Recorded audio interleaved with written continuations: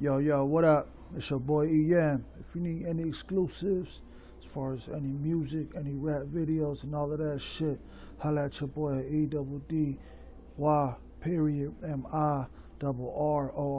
at AOL.com. You dig? Yeah, back to the topic about the situation I was explaining to you ugly motherfuckers earlier, as far as Chaka Khan's son relocating a lot, hanging a lot, Bardudo in the streets of LA, and all of that noise. The motherfucker was keeping it real gangster with your boy Arturo. You dig? So as I was explaining to y'all, when the nigga came back to the room, 6:30 in the morning and all of that, with a backpack, with a brick inside, you know, a fresh pack of humps and all of that other junk, and you know, pretty much a lot of cookies and ice cream side by side. But as far as the cookies, he was keeping the cookies, you know, on the low. He didn't really want nobody knowing what he was doing in traffic, or how he was smuggling traffic, and how he was transporting and all of that, because he was just getting started. I'm sure he had the knowledge, but your boy D was just like taking it easy somewhat, you know what I'm saying? But he pretty much was running around with Arturo, you dig? So at that particular time, I had left, you know what I'm saying, within the following day, because I had to go to work, which was that same day when I seen him.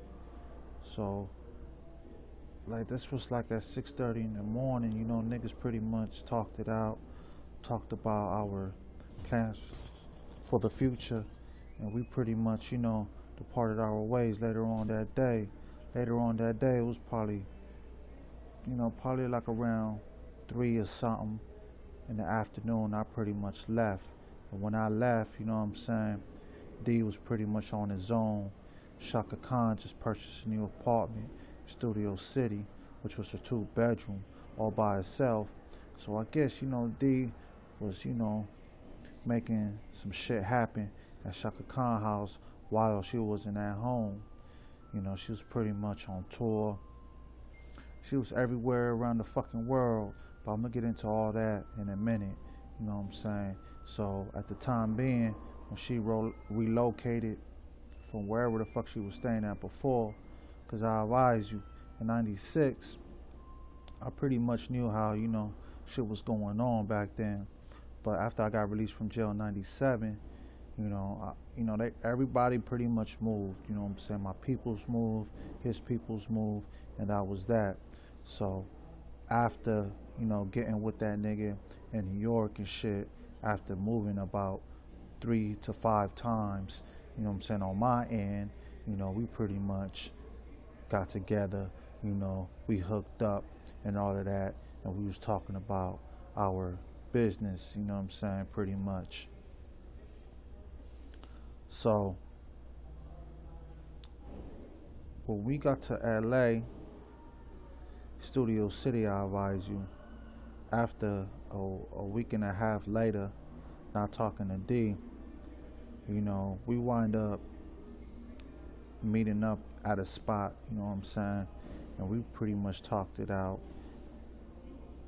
But before we talked it out, there was a lot of shit he had going on with Arturo, you know what I'm saying? There was a lot of shit going on as far as money, a lot of loans, a lot of money getting deposited in each other's accounts, going in other people's accounts, and just a lot of shit that was going on while I didn't see the nigga in a couple of weeks, you know what I'm saying? So when I didn't see the nigga after those 2 weeks, when I left from his spot, you know, to go to work, they just had like a lot of shit that, you know, they was pretty much like a you know, they pretty much joined forces, you know what I'm saying? So it was a lot of shit that they had going on. Like I said, you heard, we meet at Chaka Khan's little location in Studio City, and he bring 2 other motherfuckers along with him.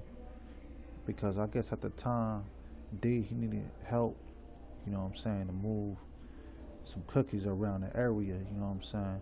So while he's chilling, talking to us with cookies and ice cream in hand, he pretty much had this gay motherfucker named Peanut. Now Peanut was a gay gangster. I think he was from CPF or something like that, you know what I'm saying.